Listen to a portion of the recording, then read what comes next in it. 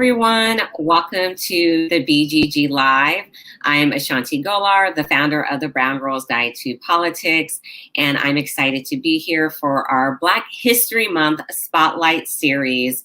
And we get to highlight one of my friends. I love that I get to call her a friend. Someone who, from the minute I heard about her, has just been an inspiration. She's a dedicated public servant, and she is someone who is all about lifting up other women of color and women in general in politics.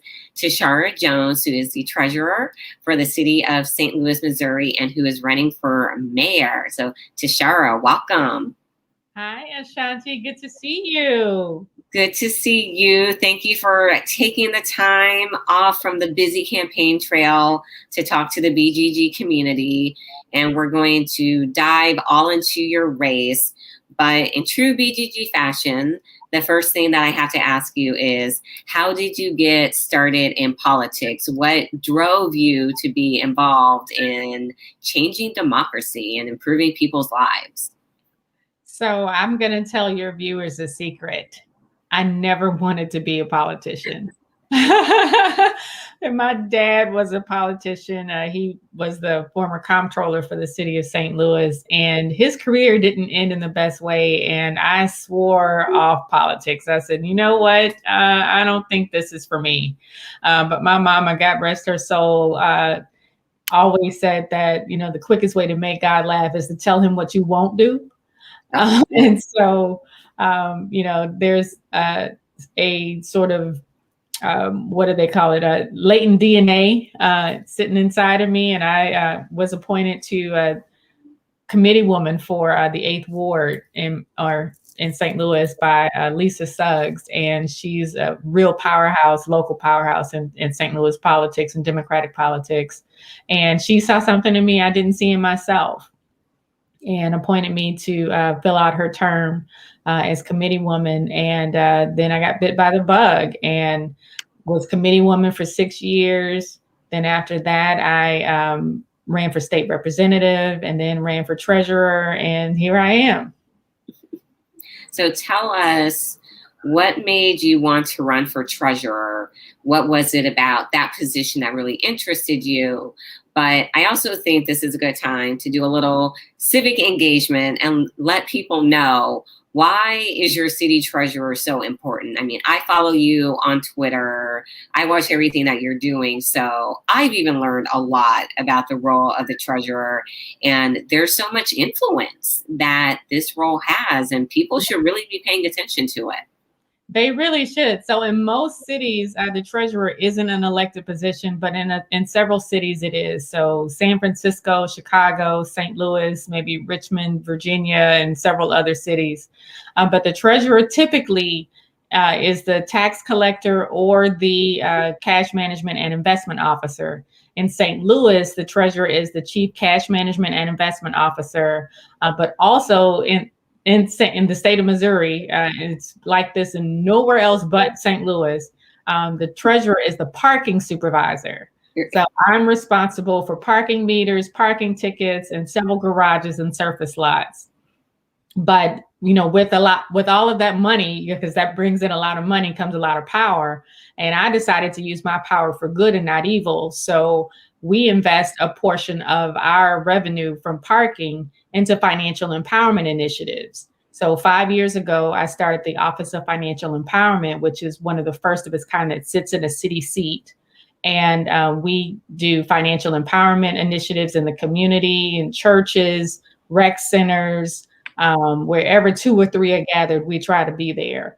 And we also started the College Kids Children's Savings Account program, which gives a college savings account to every kindergartner in a public school. And again, we started it with parking money. So every time you pay a parking ticket in the city of St. Louis, or feed one of our meters, or park in one of our city-owned garages, you're helping our children achieve their dreams.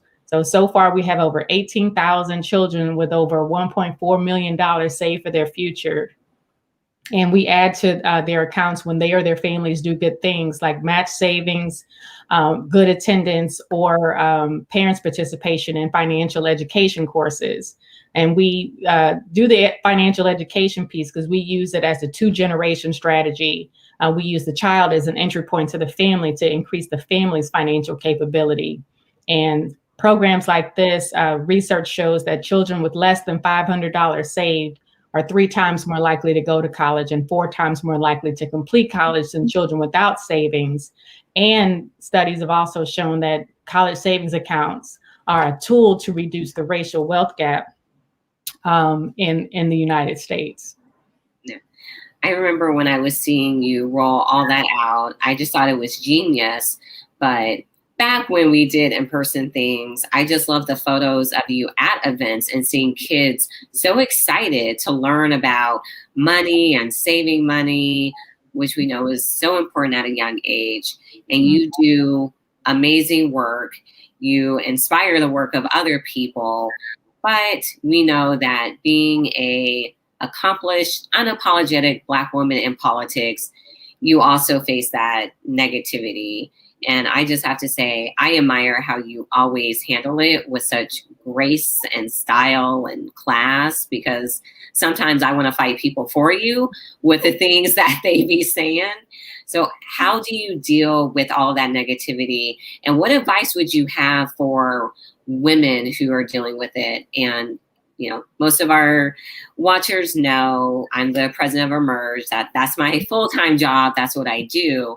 And one of the things that I'm hearing even more and more, I've heard this all the time, is I don't think I want to run for office because I'm seeing the threats to people's family, to just being and wanting to do this, which I remind them it's a tactic to keep us from running for office. Because when we don't run, things stay the same. But what advice would you give? The number one thing I would tell your viewers is have a hobby or something that takes your mind off of your job. And right now, my hobby is a Peloton, so I've joined Peloton Nation.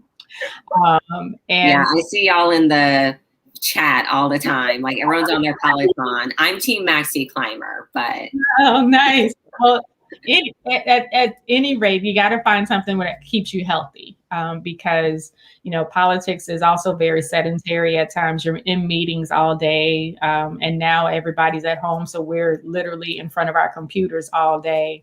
Also, no is a complete sentence. So be unapologetic about protecting your space and protecting your peace.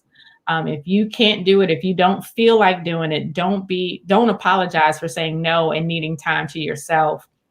And the other 2 things that help me out are Jesus and bourbon. Team brown liquor. Team brown liquor, right.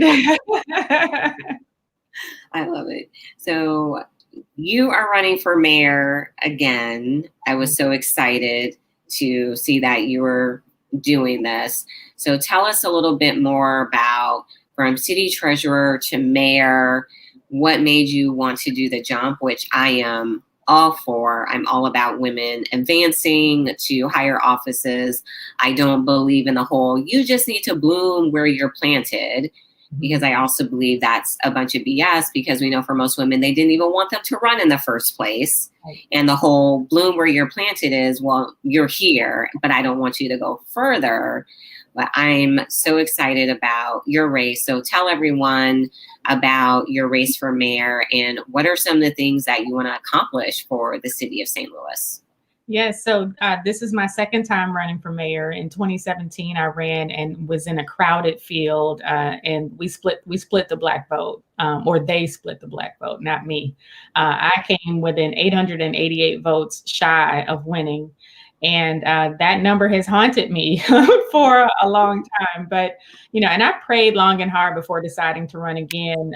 But a couple of things happened on the local level, because I tried to look at, how could I govern not only within the city, but regionally as well. St. Louis has a lot of challenges.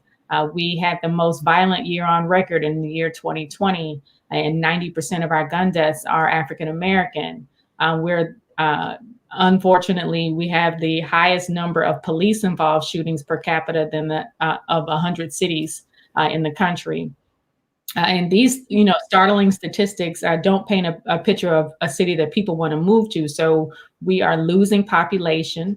Our schools are closing, and COVID has hit us just like every urban city, where a disproportionate number of African Americans or Black and Brown people have died from COVID than any other race. And so I'm looking at our city through this lens, and no, I've been born and raised here, and knowing that St. Louis used to be a place where I loved, and I could I have fond memories of walking up and down the street with no fear of being hit by a stray bullet. But even my son walking between my house and my father's house, which is just a block away, was approached recently, or a few years ago. Someone tried to mug him and pulled a gun on him. So how can I, as a mother, sit idly by while, innocent children's lives are being taken, and I couldn't do it anymore. So, I looked at how I could govern regionally, and some things happened on the regional level where we got a new county executive, someone who was a friend of mine that I knew I could work with to make things better for our entire region. So I prayed long and hard about it. And also my son is a lot older. So, and I have great family support. So I felt like this was a good time to run again. And then after I announced that I was going to run, our current mayor decided not to run again. So it's an open seat again. So we all know that in women's politics, when it's an open seat, we have a better chance at winning. And I am just going to go full steam ahead. We have the primary in a couple of weeks, and the runoff about 4 weeks after that. So tell everyone, how can they support your campaign? They can go to Tishaura, 4mayor.com, and sign up to volunteer with us. We can set you up for virtual phone banking. We can also, you can click donate and send us a few dollars. We take everything from $1 to the legal maximum of $2,600. And you can tell your friends that St. Louis is a place that they should invest in, because we're the birthplace of Black Lives Matter. And 6 years after the death of Mike Brown, whose mother, Leslie, is a friend of mine, we still haven't seen the kind of change that we really need to see to move this region forward. All right. Tishaura, I have appreciated your time. We know you're busy getting out there to win this campaign. But before you go, for Black History Month, who is a Black woman that you would like to lift up today? A Black woman that I would like to lift up today is former state representative Cora Faith Walker. She recently joined the administration of our county executive, Sam Page, and is doing a wonderful job looking out for all of our constituents. And I want to lift her up and tell her that she's doing a great job, and her future is the possibilities for her are endless, and to keep up the good work. Oh, I love it. Tishaura, thank you so much for joining us tonight. Thank you for everything that you do. I appreciate you. And thank you to everyone who tuned in for our Black History Month Spotlight series. We just finished talking to Tishaura Jones, the treasurer for the city of St. Louis, who is running for mayor and whose campaign I am very excited to support. Great. Thank you, everyone. Have a good night. And we will see you next week, same time, when we will be talking to Louisiana State Senator Karen Carter Peterson, who is running for Congress, another friend of ours.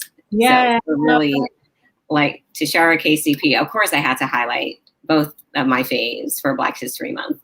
Right? Thank you, everyone. Have a good night.